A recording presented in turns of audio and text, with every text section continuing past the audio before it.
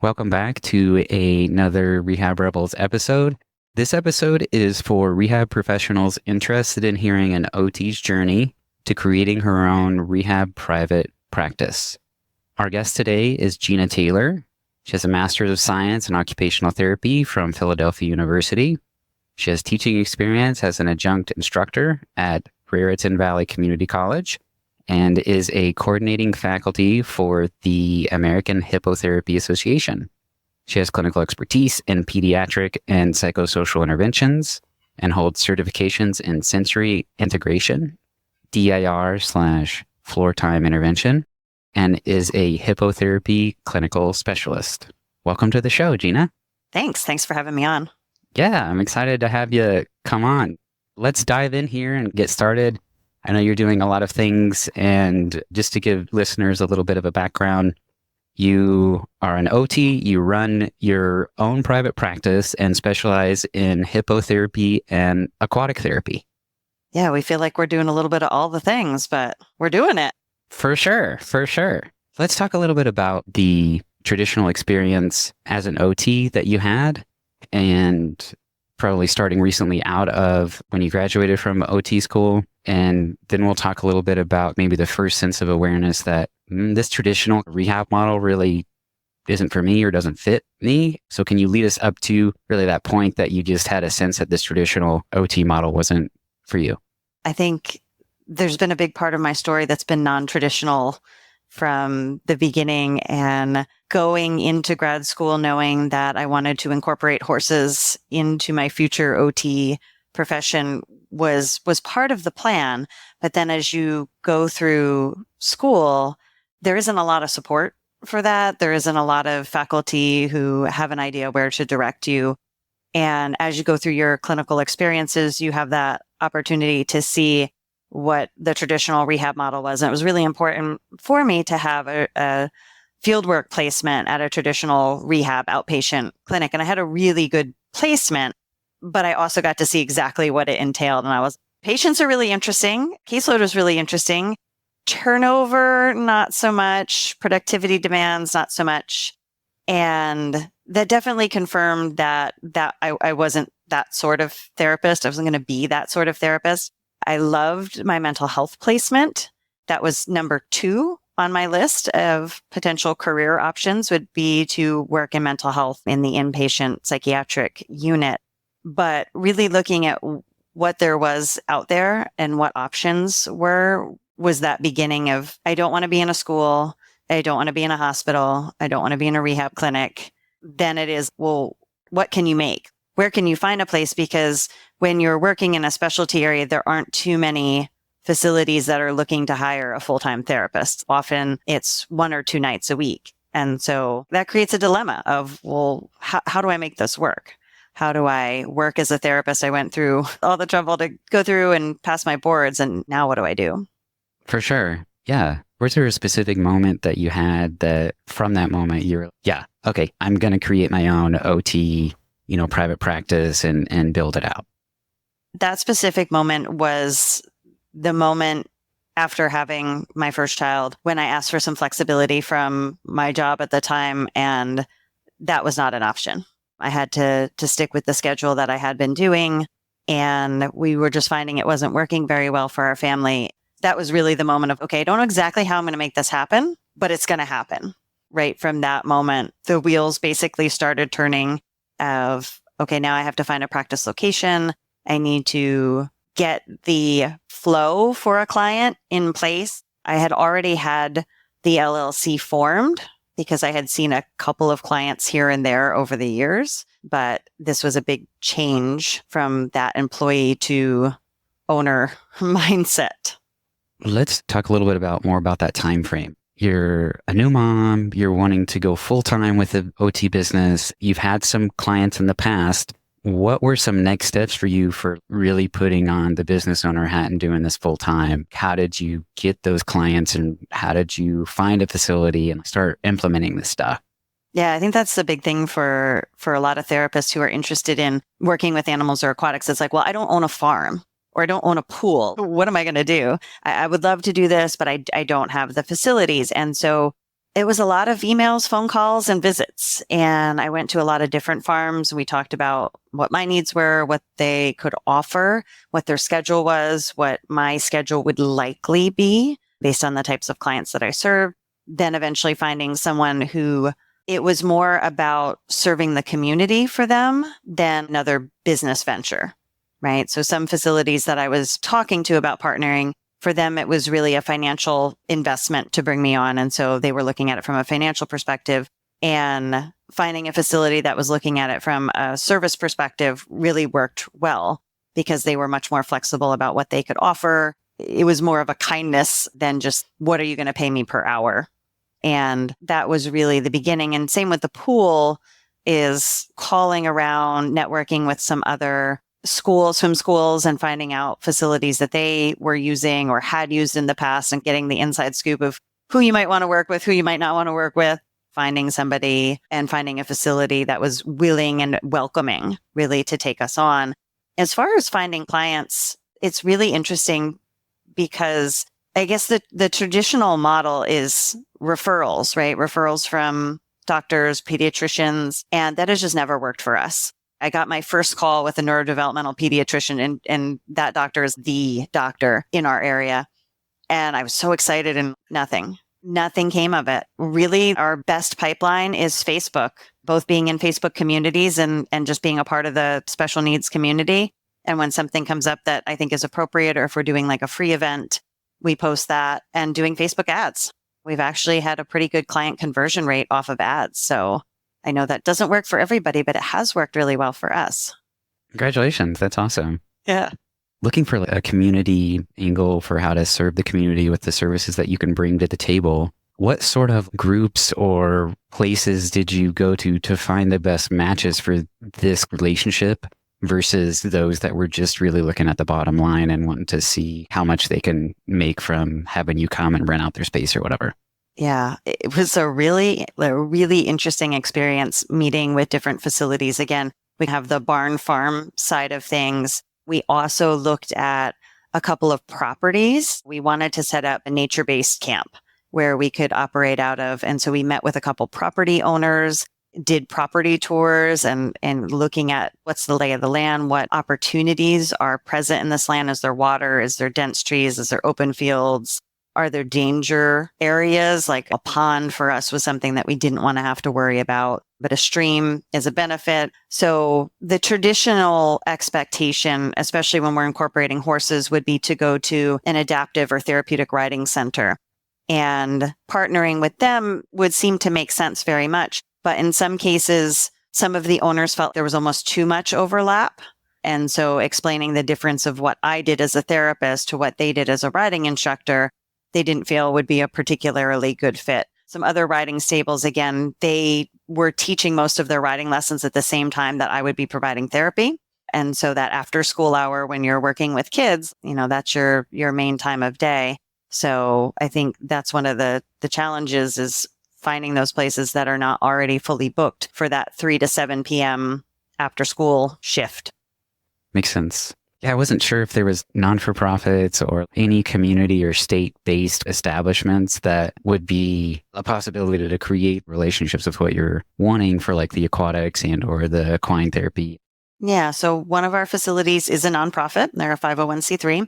One of the facilities we work with is a for-profit business model. Another one is a public institution like a college. And I do know that there are other therapists who are successfully operating out of state-run park facility as well as other nonprofits. So partnering for us has been the best way to go. Our dream is to have our own facility. That way we can be a teaching facility, a hosting facility. But right now it's very economical to lease out space.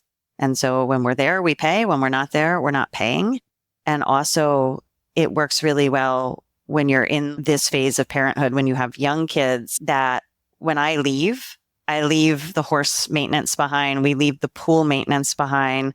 If there's something going on, that's not my responsibility right now. And so there's a huge psychological benefit to that. Yeah, relief and some responsibilities that you don't have to worry about. Could you talk us just briefly about which service, I guess, do you offer at each of those different establishments?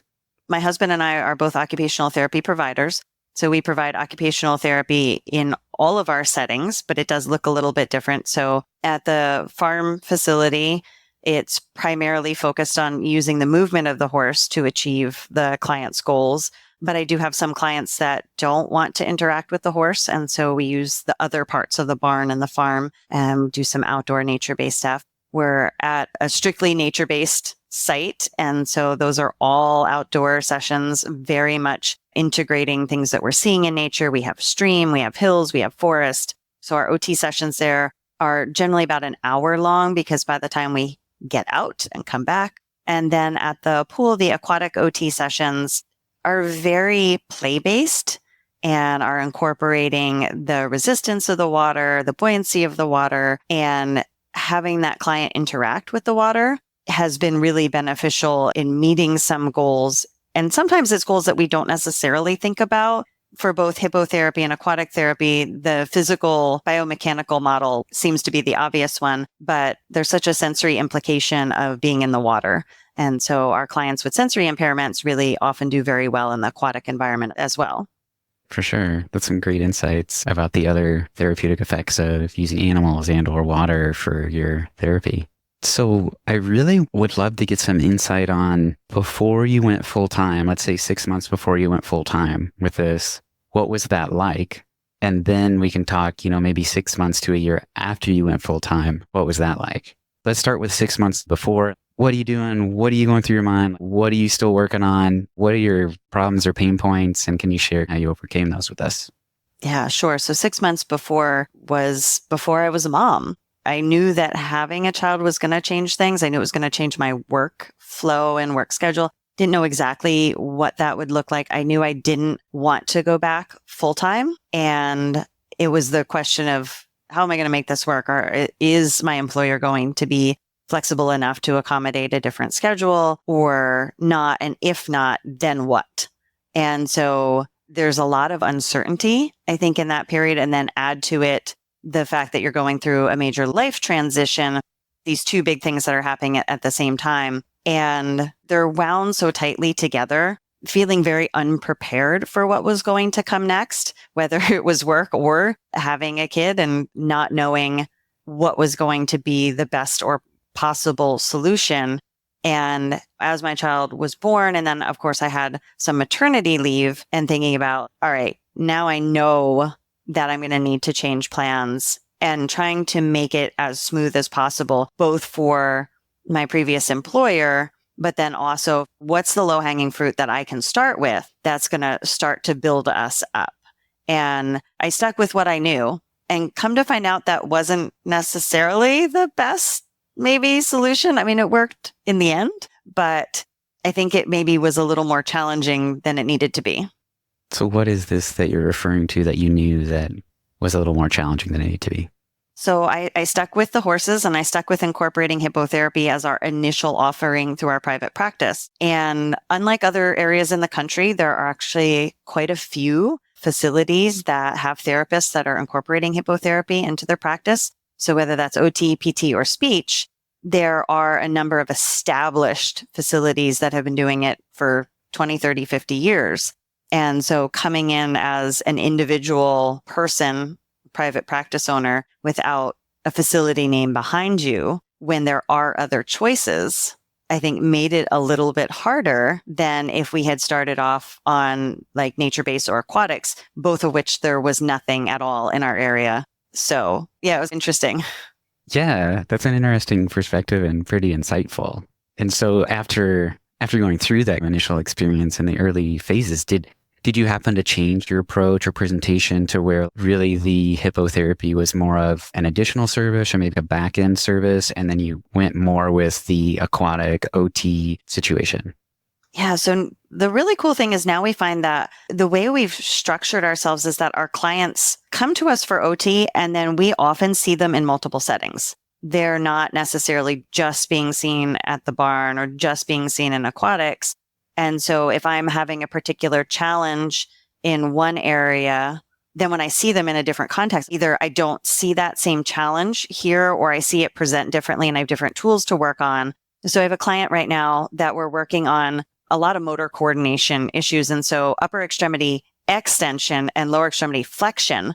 And she just can't quite coordinate the both. When you see her in the pool, can you get her to do extension with the barbell in the front or do like crisscross applesauce on the flow through mat? That it's worked really well in that they're much more flexible, and being able to see them in different settings gives us a lot more insight into what's going on than if we just saw them with any one of our tools. For sure. And some more opportunities for intervention to try in that setting. Yeah, I love that. That's cool. We talked a little bit about 6 months before going full time. Let's fast forward there. And how was that transition? What was going through your mind? What were some of your struggles? It was hard. It was harder than I expected it to be. I feel like when you're in the Facebook groups of private practice entrepreneurship, some people are, I filled my caseload in 3 months and now I have a waiting list and we're looking to hire. And that was definitely not our experience.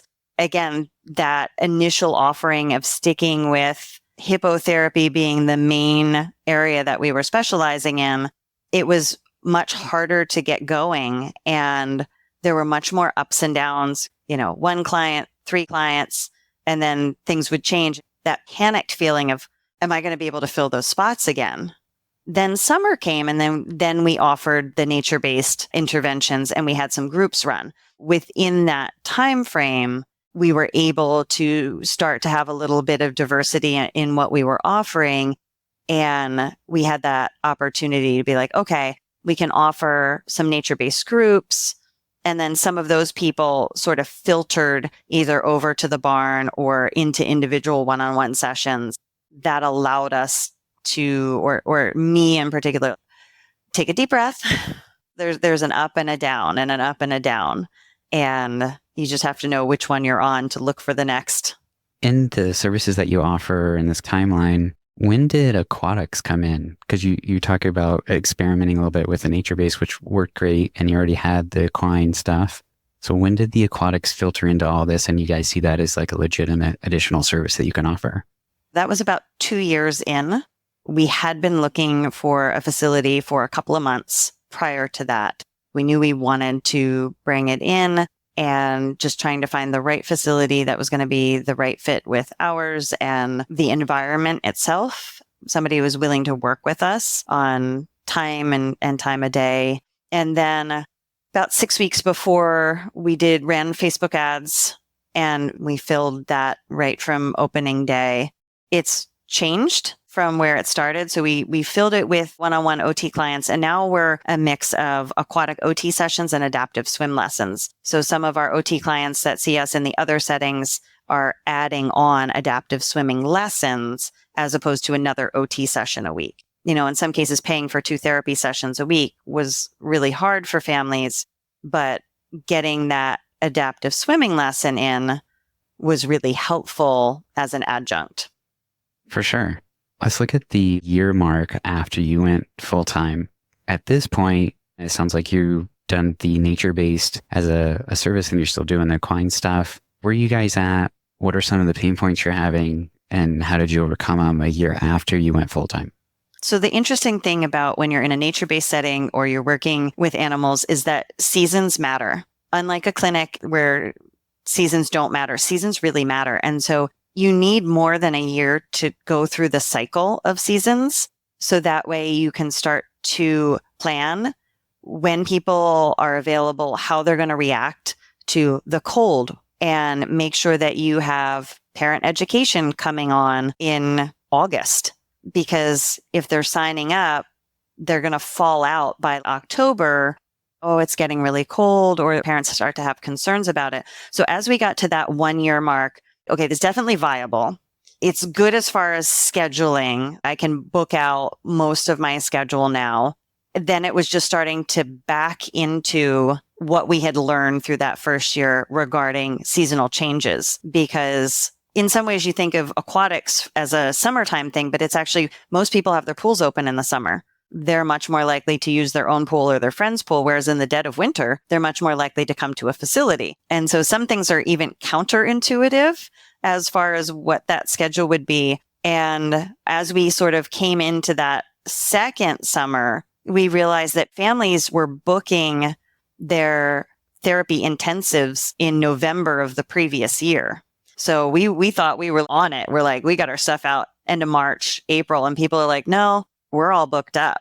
I think that was probably one of our biggest pain points of we knew what we could offer, but now we were learning when did we need to offer it. If you wanted your summer schedule out, you had to be getting that out as early as November, but definitely by January-ish, because people were by April, they had their summer planned. I was like, wow, that's amazing.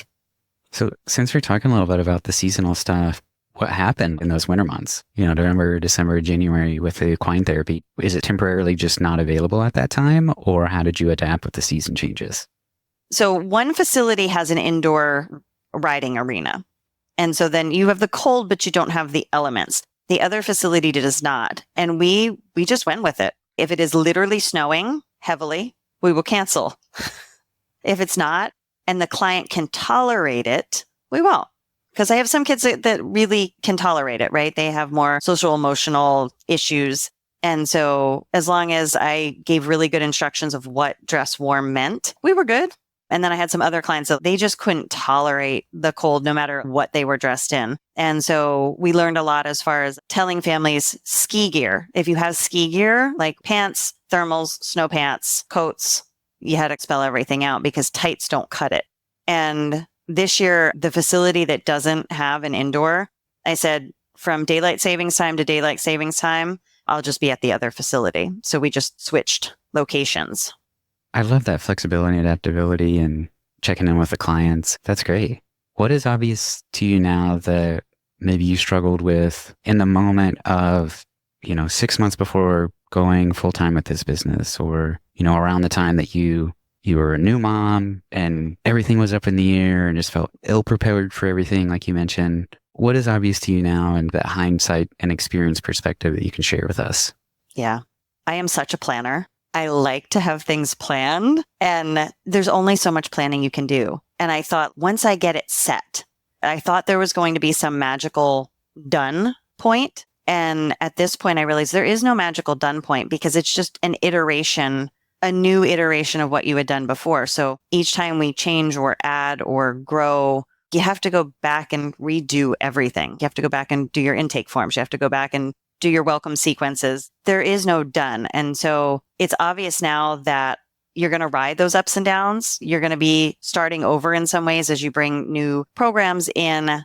And I was so worried about having it done that there was some sort of done point. And it's obvious to me now that there is no done point. There's just where you're at and where you're going. For sure. What do you love most about your new reality? I love the creativity. I love the flexibility of being able to look at my husband. What do you think about this? You want to try it? Should we do it? Okay, let's do it. And it might fly, it might flop, but there's just something as a professional that is so freeing about that. And I don't have to go through a board. I don't have to go through paperwork process. I don't have to go through 6 months of paperwork and red tape to just try something to find out it might not work anyway. Yeah, right. I mean, there's different aspects of the traditional model that we can talk about this on. One is specifically for the company that you work for and their red tape and their limitations. And then also the limitations on the insurance and reimbursement, what they're willing to pay for and not willing to pay for and all that stuff. So yeah, that is definitely frustrating and something that is unfortunate that is in the traditional model. For rehab professionals interested in starting to branch out, do a side hustle, and start their own private practice, bootstrap it and build it up, what advice do you have for them, or tips, or what's something that maybe you would have liked to have heard back then from somebody who's already been in your shoes where you're at now? I'm going to give two things here, because one is on the niche side of things. And then the other is on just the experience overall side of things. So on the niche side of things, make sure that you take the time to go hang out with a therapist who's doing it, volunteer, go and spend some time in that niche that you think you want to work in before you get all the things, because it's often not what you think it's going to be. Being out with the horses and walking around on a beautiful spring day and the birds are chirping and the client's having a great time and they're having this amazing break, that's fabulous.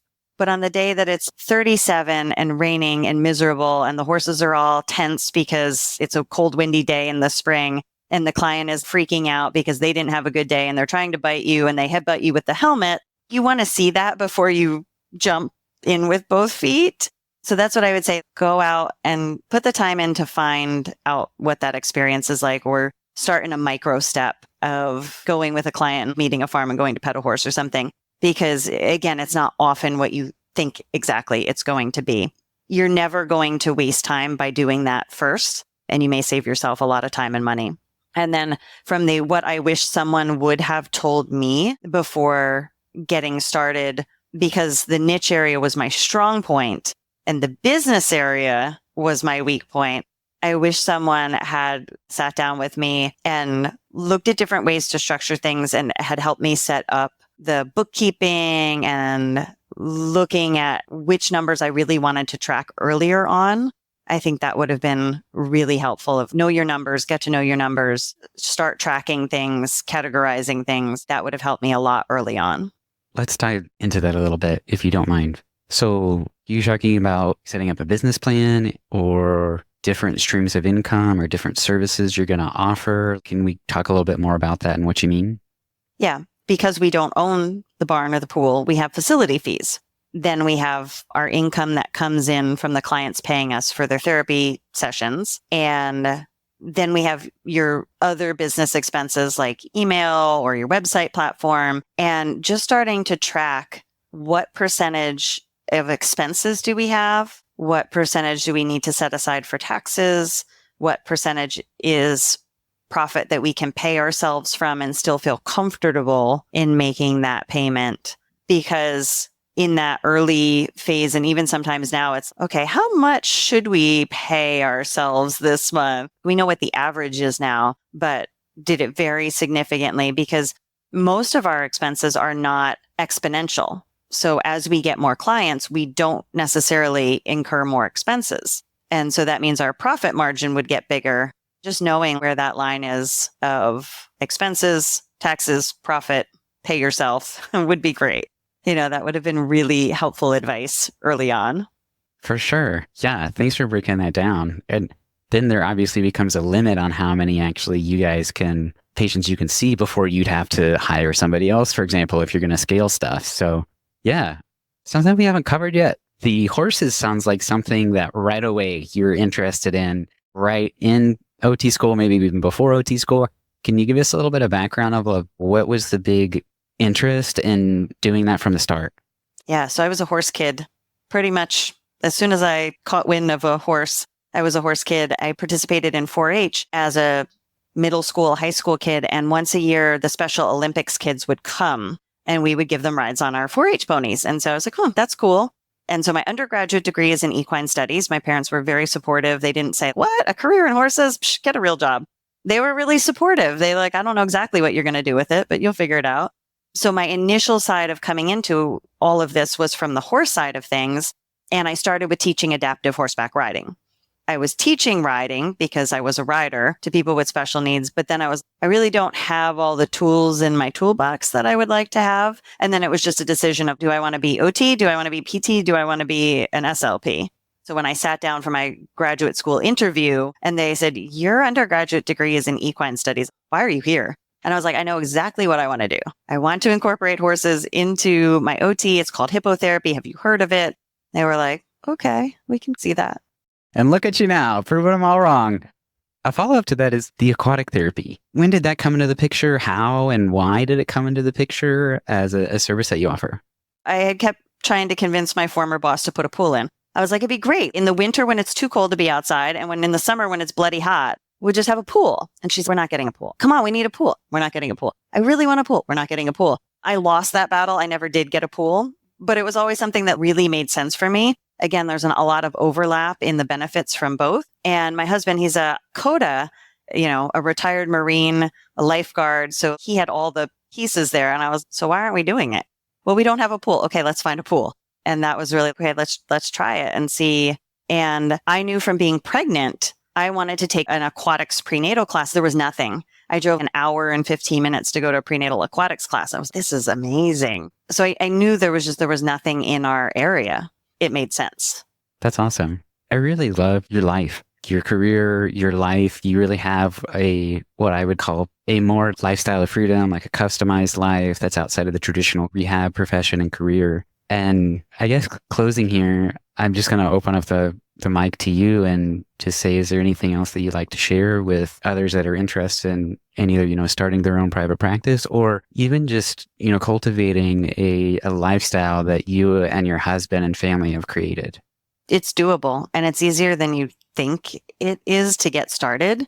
You don't have to overcomplicate it. You can just get started and it will grow from there. You can grow it as big or as small as you want. We've grown to the point that we're comfortable growing right now because we have 3 little kids at home that we homeschool and we don't want to work 5 nights a week. We could if we wanted, but we don't. And so it's possible to start with just 1 night a week and enjoy the experience of doing something different. And I think it brings a lot of passion back to your work just to have a breath of fresh air. So if you're excited about animals or aquatics or hippotherapy, just getting started can really refresh you. And then you can decide if you want to go further with that. A lot of the therapists that I talk with, they really overthink it and they get stuck in their head about making any sort of move. And it's really not that hard to just take those first steps. So I think that's what I would say to people. Like, you can just take the first steps and see where it goes. If you're meant to do it, the path will be there. It's not for everybody. I know some people, they just can't handle being either in charge of it all or the business side or the unpredictability. But if it's meant for you and you take that first step, the path will be there for you. I love that. Don't get stuck in the analysis paralysis. Also, I think there's other options. Like you pointed out, you don't necessarily have to go full time into your own private practice business. It's something you can do on the side as like a supplemental income or have basically another avenue stream and customize your schedule the way you want. As you mentioned, you don't have to work 5 days a week if you don't want to. So I really love that flexibility and creativity with the career and schedule and lifestyle. Yeah, 100%. Well, Gina, thank you so much for coming on the show and sharing your story. I've loved it. Thanks for having me. Of course, anytime.